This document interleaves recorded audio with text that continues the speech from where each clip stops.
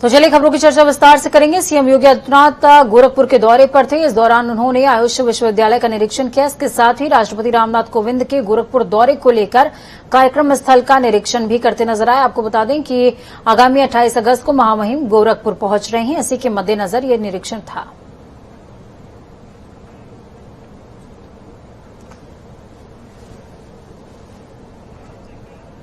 देश के दिग्गज नेताओं में से एक और उत्तर प्रदेश के पूर्व मुख्यमंत्री कल्याण सिंह के निधन के बाद अब बीजेपी के प्रदेश अध्यक्ष स्वतंत्र देव सिंह ने सपा सुप्रीमो अखिलेश यादव पर निशाना साधा है।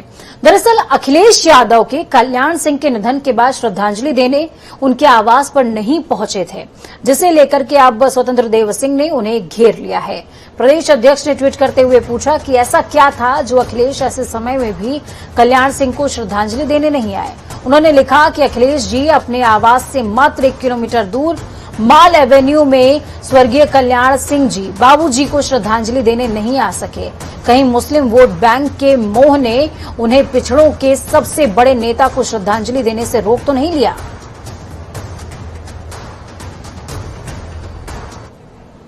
मुरादाबाद से समाजवादी पार्टी के सांसद डॉक्टर एसटी हसन ने अफगानिस्तान में तालिबान को लेकर चल रहे मामले में केंद्र सरकार पर निशाना साधा है। सपा सांसद ने सवालिया लहजे में कहा कि सरकार कोई बयान तो दे, देश के लोगों को नीति तो बताए कि हमारी नीति क्या है। वहीं डॉक्टर एसटी हसन ने और क्या कुछ कहा है। सरकार के एटीट्यूड से लग रहा है कि सरकार कंफ्यूज है। देश को ये राइट दिया गया है कि वो ओबीसी में जातियों को शामिल करें। जब उनको ये राइट दिया गया है तो वो किस आधार पे करें? हमारे पास उनकी जनगणना की तो सूची है नहीं, कौन कितना ओबीसी कहाँ पर है। उन ओबीसी की जब तक जातीय जनगणना नहीं होगी तो कोई आधार तो होगा नहीं होगा कि रिजर्वेशन कैसे मिले और कितना मिले। तो जाति का जनसंख्या होना बहुत जरूरी है। देश आगे के लिए देश में जो भी प्रोग्राम बनाने हैं, जो भी नीतियां तय करनी है, किस जाति को क्या क्या करना चाहिए, उसके लिए जरूरी है। इसीलिए तो डिमांड की जा रही है। तालिबान के बारे में कोई बयान तो दें, एक नीति तो बताएं देश के लोगों को कि हमारी क्या नीति है। हम सरकार से भी ये पूछना चाहते हैं कि 3 लाख करोड़ का इन्वेस्टमेंट क्या सोच के करा था? ये देश का पैसा वहां क्यों लगा दिया जब वहां पे ऐसे हालात थे? तो ना आप लोग पूछते, ना कोई और पूछता सरकार से। जब वहां पे इतना बड़ा पैसा हमारा फंसा हुआ है तो हम किस नीति पे काम करें? वो सरकार जब नीति तय करेगी उसी हिसाब से काम करा जाएगा। तालिबान के मामला में स्पष्ट नीति होनी चाहिए। हुर्रियत कॉन्फ्रेंस कोई टेररिस्ट जमात तो है नहीं, ना सरकार ने डिक्लेयर करा इसको अभी तक। अगर वो सोशल वर्क कर रही है या पॉलिटिकल पार्टी है या पॉलिटिकल विंग है किसी पार्टी का, तो इस डेमोक्रेटिक कंट्री के अंदर ऐसे हालात नहीं है कि हम ऐसे लोगों को बैन कर दें। रहा सवाल एमबीबीएस की फीस का, क्या ये बात साबित हो चुकी है कि उनके पास पहुंचा है? हमारी एजेंसी तो ये कह रही है कि वो पैसा हिजबुल मुजाहिदीन और टेररिस्ट जमातों को जा रहा, हुर्रियत कॉन्फ्रेंस को तो नहीं बताया उन्होंने। तो हुर्रियत कॉन्फ्रेंस का इसमें क्या कसूर है? मशहूर शायर मुनव्वर राना इन दिनों तालिबान को लेकर चर्चाओं का हिस्सा बने हुए हैं। हाल ही में मुनव्वर राना ने तालिबानी आतंकी की तुलना भगवान वाल्मीकि से कर दी थी। ऐसे में आक्रोशित वाल्मीकि समाज ने अनुसूचित जाति जनजाति के सदस्य राम सिंह वाल्मीकि के नेतृत्व में शायर मुनव्वर राना का पुतला तक फूंक डाला। इससे पहले वाल्मीकि समाज ने हजरतगंज थाने में शायर के खिलाफ तहरीर दी थी। वाल्मीकि समाज की मांग है कि मुनव्वर राना के खिलाफ रासुका लगाया जाए और देशद्रोह का मुकदमा दर्ज किया जाए। हमारी मांग है कि जिस तरीके के शब्दों को मुनव्वर राना जी ने वाल्मीकि भगवान के बारे में भगवान वाल्मीकि को तालिबानियों से जोड़ते हुए उन्होंने कहा है, ये वाल्मीकि समाज ही नहीं, रामायण के रचयिता भगवान वाल्मीकि ही नहीं बल्कि समस्त हिंदू समाज का पूरे देश में अपमान करने का काम किया है। ऐसे मुनव्वर राना के खिलाफ उत्तर प्रदेश की सरकार से हमारी आग्रह है और मांग है माननीय आदरणीय मुख्यमंत्री जी से कि मुनव्वर राणा के खिलाफ रास्ता लगाते हुए देश सुभाषपा सुप्रीमो ओम प्रकाश राजभर जन चौपाल में भाग लेने के लिए हरदोई पहुंचे थे, जहां उन्होंने भाजपा सरकार को घेरते हुए एक बार फिर से विवादित बयान दे डाला है। ओम प्रकाश राजभर ने कहा कि भारत में दो झूठे हैं, पहले प्रधानमंत्री, दूसरे उत्तर प्रदेश के मुख्यमंत्री योगी आदित्यनाथ। राजभर यही नहीं रुके, उन्होंने जातिगत जनगणना के मुद्दे पर बोलते हुए कहा कि बाबा साहेब अम्बेडकर ने जो व्यवस्था दी है उसके हिसाब से भी जातिगत जनगणना होनी चाहिए, ताकि जाति के अनुसार निर्धारित किया जाए कि आखिरकार किस जाति की कितनी भागीदारी सुनिश्चित हो। जब तक जातिवार जनगणना नहीं होगी तब तक वंचित समाज जो आज आजादी के 75 साल में वंचित है उसको हिस्सा नहीं मिल सकता है। इस नाते हमने भी पत्र माननीय प्रधानमंत्री को लिख करके भेज दिया है और सभी लोगों का दबाव है, सभी पार्टियां चाहती हैं कि जातिवार जनगणना हो। इसमें प्रधानमंत्री जी अपने को पिछड़ों का नेता कहते हैं, तो अगर वो पिछड़ों के नेता हैं तो पिछड़ों के हितैषी हैं, तो जातिवार जनगणना सबकी करा दें। कि दुनिया में झूठ बोलने वाला अगर कोई नेता है तो उसका नाम नरेंद्र मोदी जी है। दूसरे नंबर का अगर झूठा कोई है तो उस नेता का नाम है योगी आदित्यनाथ जी। ये साधु महात्मा आदमी, इनको तो मंदिर में घंटा बजाना चाहिए, अब यहाँ बैठ के सरकार चला रहे हैं। वहीं उन्नाव में निराला प्रेक्षागृह में आयोजित विचार गोष्ठी में राज्यसभा सांसद सतीश चंद्र मिश्रा ने सरकार पर जमकर हमला बोला। उन्होंने कहा कि बीजेपी सरकार केवल ठोकने का काम कर रही है। 4.5 साल में ब्राह्मण समाज में न जाने कितनी हत्याएं हो गई, दलितों के मकान गिराए गए, बलात्कार की घटना हुई, तो वहीं ब्राह्मणों के एनकाउंटर से लेकर प्रदेश सरकार को घेरते नजर आए। उन्होंने कहा कि 2022 में बसपा सरकार आने पर हर फर्जी शूटआउट की जांच कराई जाएगी, दोषियों के खिलाफ कड़ी कार्रवाई होगी। साथ ही ब्राह्मणों से दलित समाज से भाईचारा बनाने की अपील की है। ब्राह्मण समाज एक बुद्धिजीवी समाज है।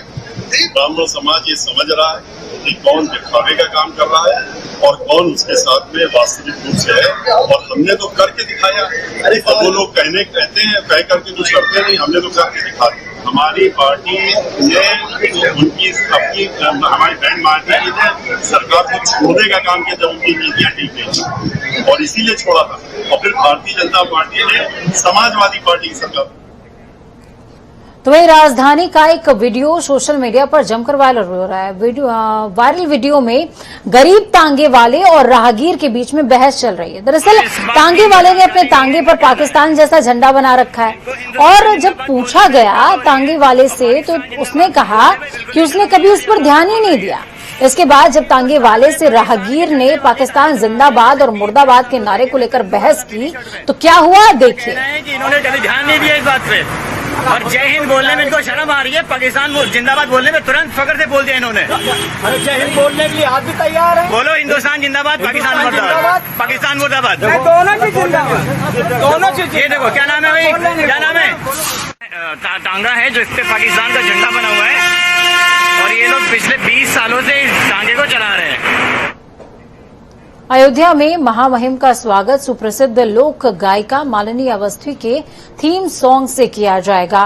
पूरी रामनगरी को राममय बनाने की कोशिश की गई है। तो वहीं आज राम की पैड़ी पर गायिका ने थीम सॉन्ग की शूटिंग भी की है। तो वहीं मालिनी अवस्थी ने कहा कि मैं उन लोगों में से हूं जो प्रतिदिन राम मंदिर बनाने का इंतजार करते हैं। अब राम मंदिर निर्माण के लिए हम लोग साक्षी बनने जा रहे हैं। इसके लिए सुप्रीम कोर्ट और सरकार का धन्यवाद करती हूँ। अनंत काल के पुराने लोकगीतों में आप देखें कि राम अयोध्या में थे, ये तो सबको मालूम है, सब जानते हैं। और यहाँ पर जब हम आते थे तो हम लोगों की शक्ति के प्रेरणा स्थल हनुमानगढ़ी और कनक भवन में दर्शन करके जाते थे। अब भगवान राम का मंदिर में आकर के दर्शन करेंगे। तो बस प्रतीक्षा है जल्द से जल्द भव्य मंदिर बने। और मैं तो गायिका हूँ, तो हम तो जो गाते हैं वो हम लोक चित्त में अपने मन में उनको अनुभव करके अनुभूत करके गाते हैं। और यही कारण है कि जब भी अभी भी रामायण कॉन्क्लेव जो इतना भव्य होने वाला है, जिसके उद्घाटन माननीय राष्ट्रपति जी यहाँ करने वाले हैं, उसी के लिए एक थीम सॉन्ग है जिसको हम यहाँ पर रिकॉर्ड। आखिरकार भारत सरकार और उत्तराखंड के सीएम पुष्कर सिंह धामी की कोशिश रंग लाई है। अफगानिस्तान से कई नागरिक भारत वापस लौटे हैं, जिनसे आज सीएम पुष्कर सिंह धामी ने वर्चुअली खास बातचीत करी। लौट आए लोगों के लिए उत्तराखंड के सीएम पुष्कर सिंह धामी ने कहा कि जैसे ही जानकारी मिली तुरंत विदेश मंत्रालय से संपर्क किया गया कि सभी की वापसी हो, इसकी कोशिशें की गई। केंद्रीय नेतृत्व का सहयोग मिला और सभी सकुशल वापस उत्तराखंड लौट आए हैं।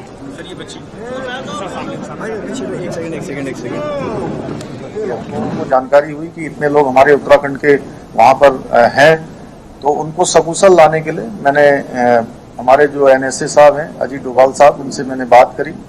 उन्होंने लगातार संपर्क करके और वहां से लेकर काबुल से लेकर हर जगह पर जहां भी हमारे लोग थे वहां पर संपर्क किया और सभी लोग यहाँ पर सकुशल पहुंच गए हैं। और जो अभी रह भी गए हैं उनको भी लाने के लिए हम लोग पूरी तरह से प्रयासरत हैं। कहीं से कोई जानकारी मिलेगी, हमारा लक्ष्य है कि एक एक व्यक्ति को हम उत्तराखंड के वापस लाएंगे। मुख्यमंत्री पुष्कर सिंह धामी ने मंगलवार को विधानसभा के पटल पर 5,720 करोड़ रुपए का अनुपूरक बजट पेश किया है। बुधवार को अनुपूरक अनुदान मांगों की सरकार जो है इसको पारित करेगी। बजट में स्वरोजगार, कोविड की तैयारी, ग्रामीण सड़कों का निर्माण, हर घर नल, केंद्र पोषित और कल्याणकारी योजनाओं का खास जोर दिया गया है। इसके अलावा समग्र शिक्षा, राष्ट्रीय स्वास्थ्य मिशन और केंद्रीय सड़क निधि के तहत भी धनराशि खर्च की जाएगी। अनुपूरक बजट की राजस्व मद में 2,990 करोड़ और पूंजी मद में 2,730 करोड़ रुपए की व्यवस्था रखी गई है।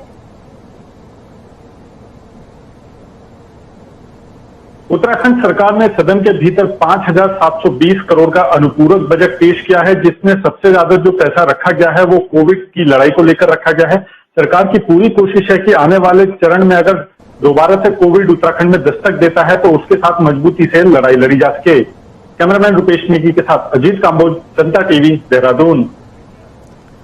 उत्तराखंड विधानसभा के मानसून सत्र का दूसरा दिन रहा। सदन की कार्रवाई शुरू होने से पहले ही कांग्रेस के 2 विधायकों ने धरना शुरू कर दिया था। धारचूला से कांग्रेस विधायक हरीश धामी और केदारनाथ से विधायक मनोज रावत सदन के परिसर में धरने पर बैठ गए। धारचूला विधायक हरीश धामी ने अपने विधानसभा क्षेत्र में विधायक निधि से टावर के बजट को जारी करने की मांग रखी। ठीक इसी तरीके से मनोज रावत ने भी अपनी मांग रखी थी। लेकिन इस दौरान जब सीएम धामी वहां पर पहुंचे तो उनका अलग स्वरूप देखने को मिला। सीएम धामी धरने पर बैठे कांग्रेस विधायक हरीश धामी के पास पहुंचे और उनसे समझाइश करने लगे। धरना समाप्त करवाते हुए सदन में ले गए। सीएम के व्यवहार ने सबका दिल जीत लिया और चर्चाओं का विषय भी बना रहा।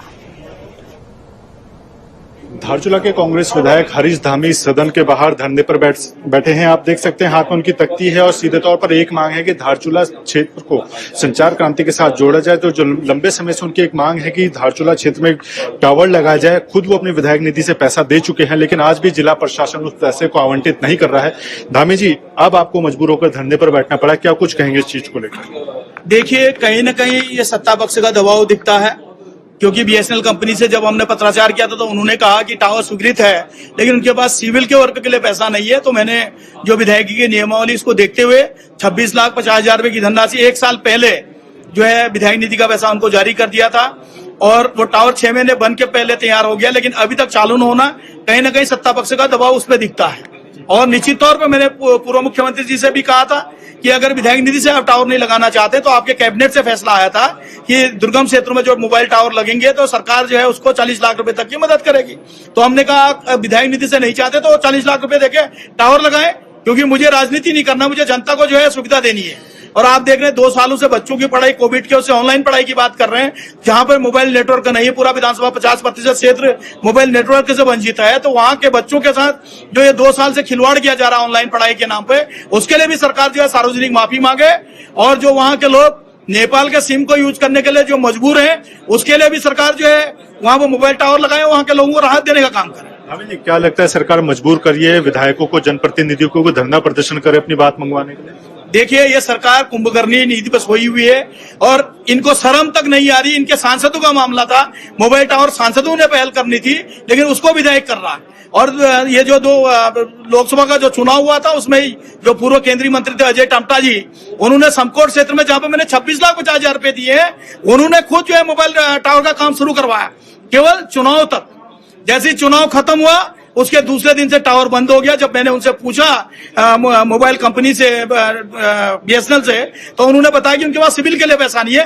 तब जाके मैंने 26,50,000 रुपए की धनराशि दी, क्योंकि मेरा मकसद था कि क्षेत्र की जनता जो वहां से 10 से 15,000 की जो पॉपुलेशन है उनको जो है मोबाइल कंपनी मोबाइल से जोड़ा जाए, नेटवर्किंग से जोड़ा जाए और उनको राहत दिया जाए। धारचूला विधायक हरीश धामी जी धरने पर बैठे हैं सदन की गैलरी में और साफ तौर पर उनकी मांग है कि लंबे समय से जो एक डिमांड उठ रही है धारचूला क्षेत्र को संचार क्रांति से जोड़ने की और मोबाइल टावर वहां पर स्थापित करने की, लेकिन बजट आवंटित होने के बाद भी आज भी स्थलीय काम उसका शुरू नहीं हो पा रहा है। कैमरामैन रुपेश नेगी के साथ अजीत काम्बोज, जनता टीवी, देहरादून। तो ये उस दौरान की बातचीत है जिस दौरान विधायक साहब जो है धरने पर बैठे हुए थे, लेकिन तब तक सीएम साहब नहीं आए थे और सीएम साहब आए, उन्होंने समझाया और अपने साथ सदन में लेकर के चले गए। खबरों में आगे बढ़ते हैं।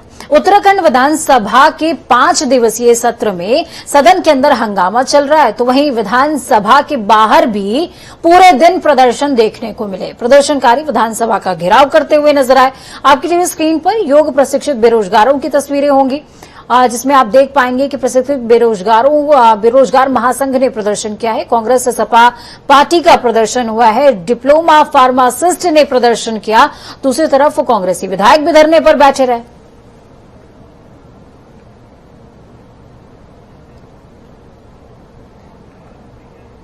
विधानसभा मानसून सत्र में मुख्यमंत्री पुष्कर सिंह धामी ने बड़ी घोषणा की कि वर्ष 2015-16 और 16-17 में गौरा देवी कन्याधन योजना के लाभ से वंचित बालिकाओं जिनके आवेदन प्राप्त थे उन्हें सरकार की ओर से योजनाओं का लाभ दिया जाएगा।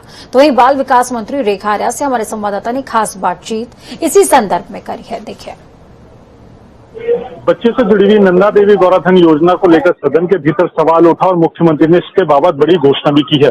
खुद महिला एवं बाल विकास मंत्री रेखा आर्या जी इस वक्त हमारे साथ हैं। मंत्री जी, क्या वो सवाल था और क्या लगता है लापरवाही किस स्तर पर हुई थी?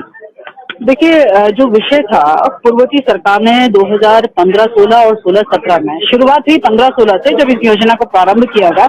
योजना का नाम था नंदा देवी कन्या धन योजना, योजना का नाम था हमारी कन्या हमारा अधिमान। ये 2 उपनामों के साथ में जो योजना संचालित की गई। उस समय के तात्कालिक मुख्यमंत्री जी चुनाव जीतने के दृष्टिकोण से कह लीजिए या बेटियों के प्रति अपने भाव को व्यक्त करने के दृष्टिकोण से कह लीजिए, योजना प्रारंभ करी गई। लेकिन सच्चाई ये रही कि जब योजना प्रारंभ करी गई तो योजना में प्रारंभ करने के साथ में बजट की कोई व्यवस्था उसमें नहीं दी गई और उस बजट की व्यवस्था पर्याप्त न होने के कारण वो पेंडेंसी लगातार चली आई और वो 15-16, 16-17 में पेंडेंसी बरकरार रही।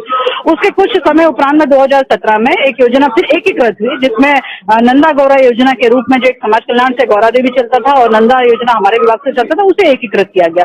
प्रश्न जो है वो आया है कन्याधन योजना के बारे में आया है, जिसको लेकर लगभग 33,000 के करीब जो है वो पेंडेंसी है। उस पेंडेंसी के साथ ही जो है 49 करोड़ 42 लाख धनराशि की हमें आवश्यकता है और जिसको लेकर मैं कह सकती हूँ कि उस समय के तत्कालीन मुख्यमंत्री जी को नहीं कर पाए, लेकिन मैं मुख्यमंत्री धामी जी का बहुत धन्यवाद करती हूँ जिन्होंने हमारी सरकार द्वारा जो बेटी बचाओ बेटी पढ़ाओ बेटी को बढ़ाओ और साथ साथ में लैंगिक समानता को लेकर जो काम कर रहे हैं उसको आज फलीभूत करने का काम किया। उन्होंने आज इस धनराशि को दिए जाने की घोषणा करी है। मैं उनका बहुत स्वागत करती हूँ, बहुत धन्यवाद करती हूँ। वर्तमान मुख्यमंत्री ने बड़ी घोषणा की है, लगता है कि पूर्व में या जो भी सरकार योजना संचालित करती है उनको देखना चाहिए, बजट है नहीं है। बिल्कुल देखना चाहिए। ये केवल चुनावी शगुफा नहीं होना चाहिए, केवल चुनाव जीतने के दृष्टिकोण से हम कह कुछ गए और करा कुछ नहीं। मुझे लगता है कि जनता इस बात को जानती है। आज हम प्रत्यक्ष रूप से देख सकते हैं, हरिराव जी कह रहे हैं कि 200 रुपये हम सब्सिडी देंगे और उन्हीं के नेता प्रतिपक्ष ये कह रहे हैं कि व्यवहारिक ये किसी भी तरीके से व्यवहारिक नहीं है, राज्य की वित्तीय स्थिति को देखकर निर्णय लेंगे। तो यहीं पर स्पष्ट हो जाता है कि केवल चुनाव जीतने और किसी भी प्रकार से चुनाव में आने के दिशा में जो है वो ये कदम उठा रहे हैं और इससे जनता में समझते कहीं पर भी सहमत नहीं होगी। तो महिला एवं बाल विकास मंत्री रेखा आर्या का साफ तौर पर कहना है कि चुनावी साल में घोषणाएं जरूर होनी चाहिए, लेकिन वो उतनी होनी चाहिए जितनी राज्य हित में हो या राज्य के राजस्व को अहित न करती हो। कैमरामैन रुपेश नेगी के साथ अजीत काम्बोज, जनता टीवी, देहरादून। तो वक्त यहाँ पर छोटे से ब्रेक का। ब्रेक के उस पार खबरों का सफर लगातार जारी रहेगा। बने रहिए जनता टीवी के साथ, क्योंकि हमें आपकी ताकत। जनता टीवी की ये कामना है कि आपका आने वाला कल आज से बेहतरीन हो। नमस्कार।